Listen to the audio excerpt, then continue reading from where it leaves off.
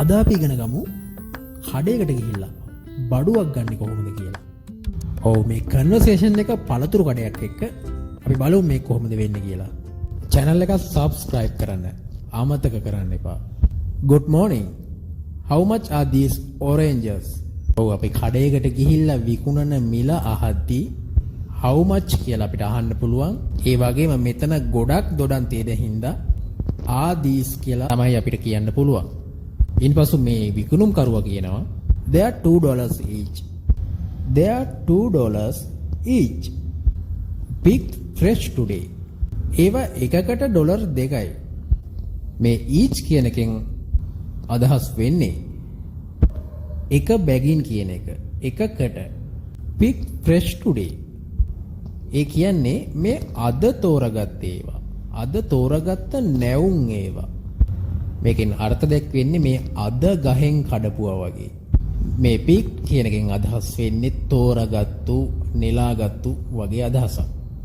ඉතින් මේ ඉංග්‍රීසි භාෂාවේ එක වචනෙට තේරුම් ගොඩක් තියෙනවා කියන වාක්‍යයත් සමග අපි ඒක ගලපගත යුතුයි. ඊට පස්සේ මේ කස්ටමර් කියනවා are they juicy? මේවා යුෂ සහිතද? මේ වගේ හොඳින් යුෂ තියනවද කියලා අහන්නේ. ඔව් අපි යමු සරල examples වලට. Are you married? Are you crazy? Are you single? ඉතින් මේ වගේ තේරුම ඕගොල්ලෝ දැන්ටමත් දන්නවා. ඉතින් මේක ප්‍රශ්නයක් අහන විදිහට තමයි අපිට භාවිතා කරන්න පුළුවන්. Are they juicy? ඊට පස්සේ මේ විකුණුම් කරුවා පිළිතුරු දෙනවා yes they are. ඔව් ඒ වචනේම අනිත් පැත්ත. එතකොට මේකට නිකම්ම yes කියලා පිළිතුරු දෙන්නේ නැහැ. ඒක හරියම polite විදියට අපි කතා කරනවා නම් yes they are.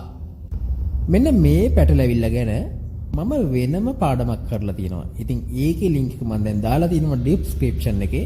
ඔයාලට ඒක බලන්න පුළුවන් මේ වීඩියෝ එක අවසානයේදී. මේක නිකම්ම yes කියලා පිළිතුරු දෙන්නේ නැහැ.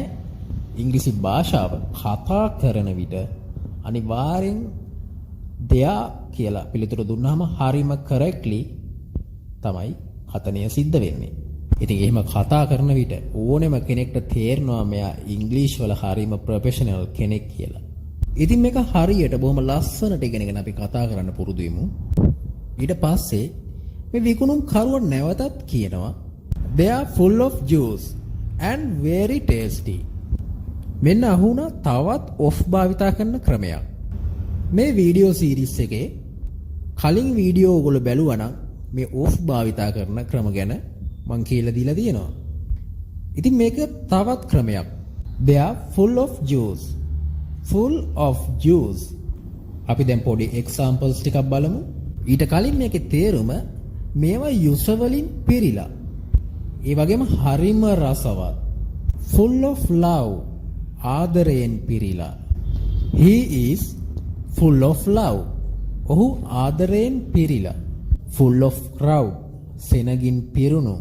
they are full of juice and very tasty. ඒ වගේ යුස පිරීලා. ඒ වගේම හරිම රසවත්. මේකේ අර්ථය මේක හොඳට යුෂ තියෙනවා. ඒ වගේම හරිම රසවත්. ඊට පස්සේ මේ කස්ටමර් කියනවා all right give me 2 oranges. මේ orange දෙකක් නිසා මෙතන oranges කියලා සඳහන් වෙනවා. orange එකක් නම් orange කියලා තමයි අපිට කියන්න පුළුවන්. මේ all right කියන්නේ අපි සිංහලෙන් කියනවා නම් හරි මට දෙකක් දෙන්න. අන්න ඒ වගේ අර්ථයක්. හරි කියන එක තමයි මේකෙන් අපිට අර්ථය දැක්වෙන්නේ. ඉතින් ඉංග්‍රීසි භාෂාවේ අපි කතා කරද්දී all right කියලා ඒක අපිට කියන්න පුළුවන්. all right give me 2 oranges. හරි මට දොඩම් ගෙඩි දෙකක් දෙන්නකෝ. sure would you like some apples too? ඔයාට ඇපලුත් ඕනේද? මෙන්න ලස්සන වචනයක් හම්බුණා would you. කොහොමද මේක භාවිතා කරන්නේ? ඔව් මේකට do you කියලා කියන්නත් පුළුවන්. අන්න ඒහා සමාන වචනයක් තමයි මේ would you කියන්නේ. මේ would you කියන එක හරිම ආදරණීය විදිහට තමයි භාවිතා කරන්නේ. යාළුවෝ අතරේ ඒ වගේම ආදරෙන් කතා කරද්දි වගේ හරිම friendship විදිහට තමයි මේක භාවිතා කරන්නේ. මේ do you කියනකට වැඩිය මේ would you කියන එක ටිකක් ආදරණීය වචනයක්. Would you like some tea? ඔයා තේ ටිකක් බොන්න කැමතිද?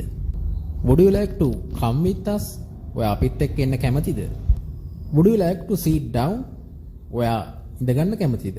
ඒ වගේම මේකේ තව තියෙනවා would you like some apples too? මේ to භාවිතා කරන ක්‍රමයක් ගැන මම කලින් මේ වීඩියෝ සීරීස් එකේදීම කරලා තියෙනවා. ඒ වගේම මේ to භාවිතා කරන මෙන්න තවත් ක්‍රමයක් අපිට හම්බ වුණා. ඔන්න දැන් ඔයා හිතන්න දැන් කොහොමත් කඩේකට ගියාම මුදලාලි කෙනෙක් අපේ තව එකක් ඇඟේ ගහන්නේ කොහොම හරි බලන්නේ. ඉතින් ඒ අවස්ථාවේදී මේක මේ විදිහට භාවිතා කරන්න පුළුවන්. Would you like some apples too? ඔයාට ඇපලුත් ඕනේද? Would you like some apples? ඔයා ඇපල් වලට කැමතිද? Would you like some apples too? ඔයා ඇපල් වලටත් කැමතිද? මේ to කියන එකෙන් ඒකටත් කියන්න භාවිතා කරනවා. අපි examples වලට යමු. She likes coffee. ඇය කෝපි වලට කැමති. She likes coffee too. ඇය කෝපි වලටත් කැමති.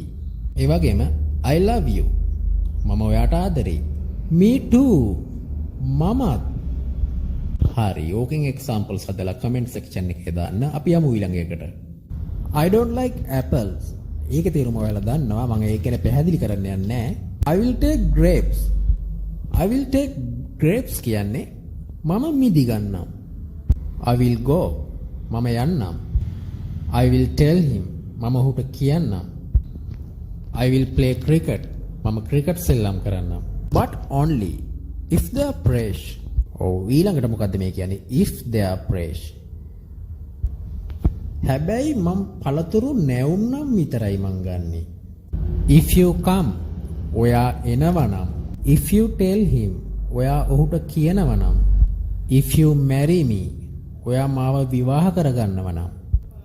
මේ if කියන එකේ තේරුම නම් කියලා අපි සඳහන් කරන්නේ ඉංග්‍රීසි භාෂාවෙන් කතා කරන විට if you are learning ඔයා ඉගෙන ගන්නවා නම් if you love me ඔයා මට ආදරෙයි නම් but only if they are fresh මේ මිදි නැවුම් නම් විතරයි මම ගන්නෙ. මේ විකුණුම් කරුවා එතකොට කියනවා yes they are. ඔයාලා දැන්ටමත් දන්නවා ඒකේ තේරුම. මේවා නැවුම් කියන එක තමයි ඒකින් අර්ථ දැක්වෙන්නේ. මොකද මේ දේ වලින් පටන් ගත්ත නිසා ඒකට ආන්සර් එක දෙන්නේ දේ වලින්ම තමයි. Here is money. මෙන්න සල්ලි. Here is dog. මෙන්න බල්ලා. Here is your love. මෙන්න ඔයාගේ ආදරය. Here is money. මෙන්න සල්ලි.